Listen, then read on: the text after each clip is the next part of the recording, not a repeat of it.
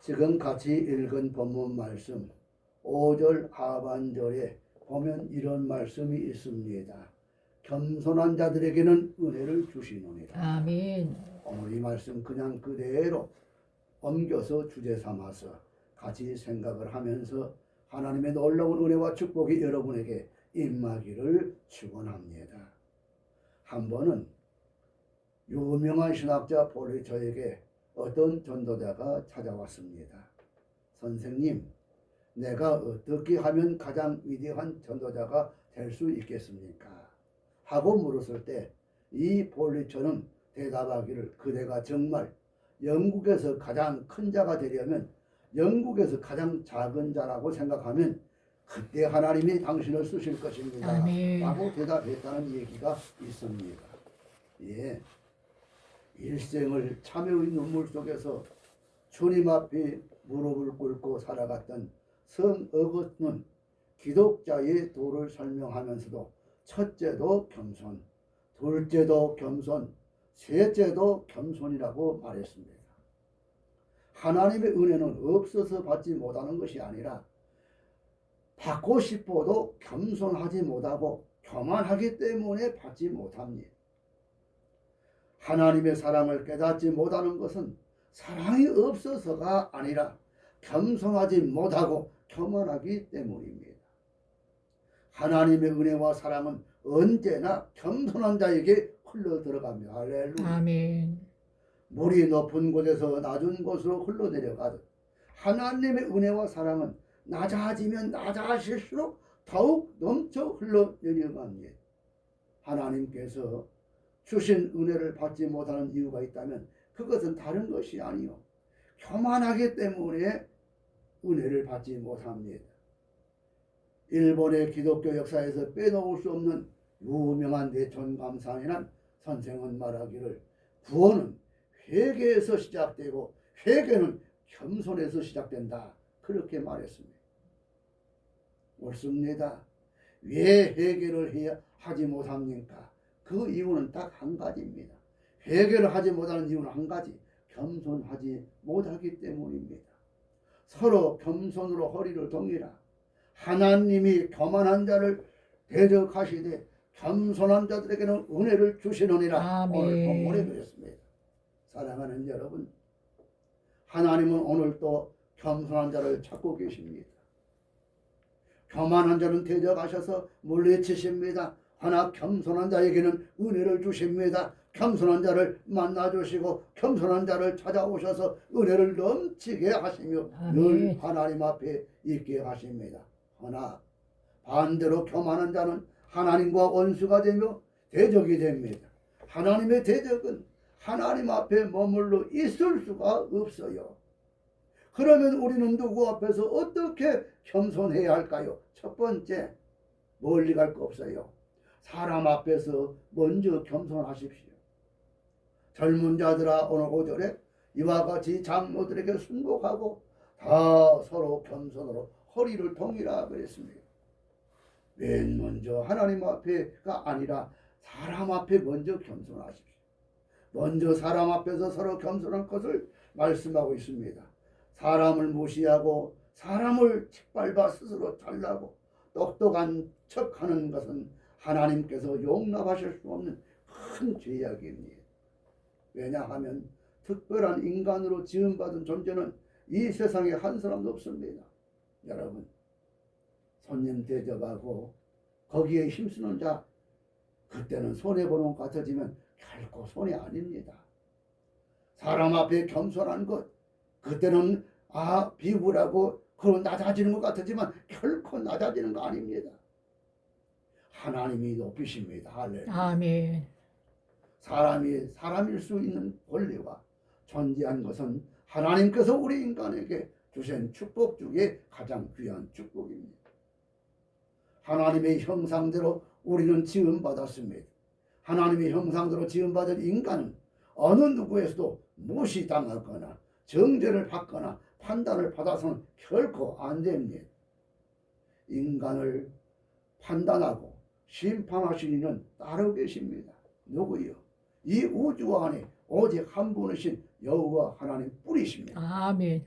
단 한 번밖에 주어지지 않는 우리 인간의 삶을 파괴시키고 무시하고 수단과 방법으로 이용하는 교만한 자가 있다면 반드시 하나님께서 그를 심판하시는 것을 잊지 말아야 할 것입니다. 그러므로 나이와 지적 수준, 지위와 신분의 고하를 막론하고 스스로 교만하여 사람 위에 군림하려는 자가 있다면 절대 안 됩니다. 그러기 위해서 오늘의 말씀도 서로 겸손으로 허리를 동이라 말씀하신 것입니다. 교만한 자는 누가 대적하시고 하나님이 대적하시고, 겸손한 자에게는 누가 하나님께서 은혜를 주신다고 선언하고 계십니다. 오늘 본문 가운데 젊은 자들아, 이와 같이 누구에게, 장로들에게 순복하고 다 서로 겸손으로 허리를 동이라고 있습니다. 이것이 안 되니까 수년 동안 교회에서 신앙생활을 한다고 하면서도 막상 자기 기분과 자기 어떤 감정에 맞춰주지 아니하면 교회를 떠나는 자들이 수두룩합니다. 예수 잘못 믿었습니다. 그까진 것 개도 안 물어가는 자존심 가지고 지금까지 살아왔어요. 사람 앞에 칭찬받으려고 하고 있어요. 그러면 하나님 앞에는 상급이 없습니다. 이미 사람 앞에 칭찬을 받았기 때문에. 누가 알아주든 말든 그저 내가 할 일만 묵묵히 저 뱃으로 가는 두 암소처럼 순복하면 하나님께서 높이시고 하나님께서 복 주실 것을 믿으시기 바랍니다. 아멘. 오늘 본문 가운데 젊은 자들 이와 같이 장로들에게 순복하고 다 서로 겸손으로 허리를 동이라고 있습니다. 장로란 뭐요? 나이가 많은 사람을 뜻하는 것이 아닙니다. 인격과 삶이 앞서 있는 사람을 뜻하는 말씀이에요. 나보다 나이가 비록 적고 인생 경험이 부족하다 할지라도 존경하고 섬기며 받들어 높여야 할 직분과 위치라면 그렇게 해야 된다는 말씀입니다. 그런데 오늘 한간에 교회 안에 늙은 장로들이 가끔 가다 보면 젊은 목사님에게 이렇게 푸저접하고 반말 짓거리는 장로들이 있다는 얘기입니다. 이거는 자기에게 불로 들어온 복을 발길로 내차는 것과 똑같은 것입니다. 한국 초대교회사에서 아주 유명한 이야기가 전해 내려오고 있지 않아요. 저는 늘 이분들을 생각합니다. 주계철 목사, 그리고 그 스승인 조만식 장로님. 이 주계철 목사님과 그 사제관으로 평양 산정현교회 장로로 심우하시는 조만식 장로님이 있었습니다. 오늘날 이 한국교회 역사에 그분들의 얘기가 실려 전하고 있습니다. 조만식 장로님은 오산학교 교장으로 있을 때 주계철 목사를 가르쳤습니다. 그런데 어느 주일학교 주일에 이 조만식 장로님이 예배 시간 조금 지나서 이제 손님하고 이야기하다 보니까 조금 지났어요. 그래서 터덜터덜 교회에 조금 늦게 들어왔습니다. 그랬더니 주계철 목사님은 설교를 하던 중에 늦게 들어오는 이 조만식 장로님, 사적으로 보면 자기 스승입니다. 그를 향하여 조 장로님, 오늘은 의자에 앉지 마시고 서서 예배를 들으시기요 하고 큰 소리로 호령을 합니다. 교인들의 눈길이 조만식 장로님의 얼굴 표정으로 쏠렸습니다. 교회의 높은 어른이요, 사회적으로 지위와 명예가 있으시고 덕망과 신앙에 있어 존경을 받을 분에게 인간적으로 아주 창피스러운 모욕이었습니다. 그런데도 불구하고 조만식 장로님은 그대로 서서 1시간 내내 예배를 드리는 것입니다. 주계철 목사님은 설교를 다 마치면서 서 계신 조만식 장로님 위에 기도해 주십시오 하고 부탁하자 기도로 시작합니다. 하나님 아버지, 저의 죄를 용서하여 주옵소서. 거룩한 주일에 사람을 만나느라고 하나님 앞에 예배드리는 시간을 소홀히 한 죄를 용서하여 주옵소서. 그뿐만 아니라 주의 말씀을 전파하는 주의 종의 마음을 상하게 하였사오니 용서해 주옵소서 하고 조만식 장로님이 열심히 눈물을 흘려 기도합니다. 회개 기도합니다. 이때 함께 기도하는 모든 성도들로 인해 교회는 눈물바다가 되었고, 주길철 목사님은 바로 이어서 사랑하는 믿음의 성도 여러분, 겸손이 무엇인지 아십니까? 오늘 지금 우리 조만식 장로님이 오늘 보여주신 인격과 신앙이 바로 겸손이요, 순종님을 깨달으시기 바랍니다 하고 조만식 장로님을 부둥켜 안고 울었다는 얘기 아닙니까? 그래서 한 교회에 이 순교자를 낸다는 것이 그렇게 쉬운 게 아니에요. 이런 장로가 있고 이런 목사님이 있었기에 그 교회가 순교의 반열에 있었던 거 아니겠습니까? 주기철 목사님이 그래서 순교한 거 아닙니까? 여러분, 겸손은 자신이 용서받을 수 없는 죄인이 있음을 자각하는 데서부터 시작됩니다. 나보다 다른 사람을 낮게 여기는 삶의 태도가 바로 겸손입니다. 할렐루야. 아멘. 은혜란 받을 만한 자격이 없는데도 불구하고 무조건으로 받을 때 은혜를 받았다고 말하는 것입니다. 겸손이란 자격이 없는 자임에도 불구하고 은총으로 거저주시는 것을 스스로 깨달을 때 마음 상태를, 그것을 겸손이라고 말합니다. 우리는 사람 앞에서 겸손해야 합니다. 누가 되었던 상대방의 인격과 삶을 철저히 존중하고 섬기는 자세로 여겨야 합니다. 상대방의 인생 경험을 소중히 여겨야 합니다. 상대방의 말을 깊이 들어야 합니다. 상대방의 마음을 아프게 하거나 자기 인생을 중요하게 여기는 것처럼 상대방의 인격과 삶을 높여주고 도와주고 격려해야 합니다.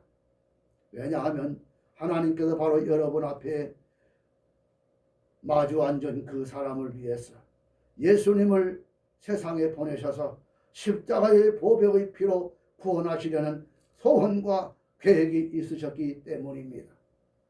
하나님께서 독생자까지 아낌없이 내놓으시고 아멘. 사랑하신 존재를 내가 무엇인데 미워하고 무시며 판단하고 정지할 수 있다는 말입니까? 하나님께서 사랑하신 자를 나도 귀하게 여기고 진정으로 사랑해야 합니다. 이것이 사람 앞에 겸손한 태도입니다. 할렐루야. 두 번째는 하나님 앞에 겸손해야 합니다. 첫째는 사람 앞에 겸손하고 두 번째는 하나님 앞에 겸손해야 합니다. 그러므로 하나님의 능하신 손 안에서 겸손과 겸손하라. 때가 되면 너희를 높이시리라. 6절에 그랬지요. 그러니까 5절에는 사람 앞에 겸손하고 그 다음에 6절에 가서 이제 하나님 앞에 겸손하라 그랬어요. 하나님의 능하신 손 안에서 겸손하라는 이 말씀은 무엇이요? 무슨 말씀을 뜻합니까? 하나님의 능하신 손 안에서 겸손한 이 말씀의 의미는 인간은 하나님 앞에서 항상 피조물임을 스스로 깨달아야 한다는 말씀입니다. 하나님이 계신다는 말씀은 하나님은 창조자요, 인간은 지음받은 피조물이라는 사실입니다. 우리 인간 존재의 근원은 바로 하나님입니다. 할렐루야. 인간은 하나님으로부터 지음받고 하나님으로부터 오는 이 은혜를 입어 살아가는 피조물임을 스스로 깨달을 때 바로 겸손하게 되는 일입니다. 하나님의 은혜가 아니면 한순간도 살아갈 수 없는 연약한 자요, 부족한 자임을 늘 깨달아야 합니다. 콘스탄틴 대제 때 예수님께서 탄생하신 이 베들레헴에는 어머님 마리아를 기념하여 말구의 자리에 기념 예배당을 세웠습니다. 요사이도 성지 순례자들이 그곳을 많이 찾는다고 합니다. 그 예배당은 한번 들어가 봅니다. 그런데 이상한 것은 그 기념 예배당이 꽤 큰데 출입구는 오직 하나뿐이라는 것이지요. 그런데 이상하게도 그 기념 예배당은 들어가려면 그렇게 아주 좁고 그 다음에 사람이 서서 들어갈 수 있는 게 아니라 허리를 굽히고 들어가야 한다는 것입니다. 그것은 뭐냐면 허리를 굽힌다는 것은 겸손하다는 것이죠.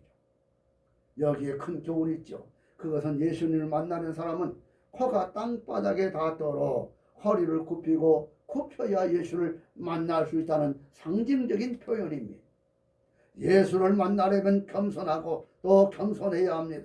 그래서 예수님은 저 베들레헴 왕궁에 높은 곳에 앉아 계시지 아니하고 저 베들레헴 마구간에 오셨습니다.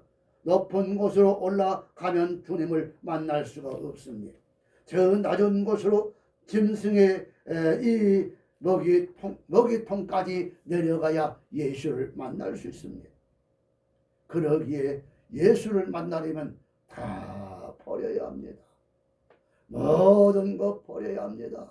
가지고 있는 것, 움켜쥐고 있는 것 놔야 합니다. 그는 근본 하나님의 본체시나 하나님과 동등됨을 취할 것을 여기지 아니하시고 오히려 자기를 비워 종의 형체를 가져 사람들과 같이 되었고 사람의 모양으로 나타나셨으며 자기를 낮추시고 죽기까지 복종하셨으니 그 십자가의 죽으심이라고 저 빌립보서 2장 6절에서 8절에 그렇게 기록해 주고 있습니다. 여러분, 이 말씀은 예수님이 겸손에 대해서 증언하고 있습니다. 예수님은 자기를 완전히 비워 종의 형체를 가지셨습니다. 종은 주인의 능력만 의지하며 살아야 합니다. 종은 주인의 뜻에 따라 죽기도 하고 살기도 하고 먹기도 하고 굶기도 하고 그렇게 살아야 합니다. 왜? 종이기 때문에 먹고 입고 자는 것조차도 주인이신 바로 주님의 명령과 그 뜻에 살아가야 하는 것이 우리 크리스천의 삶입니다. 자, 결론적으로 말씀을 드립니다. 여러분, 하나님 앞에 겸손한 분이 예수님이십니다.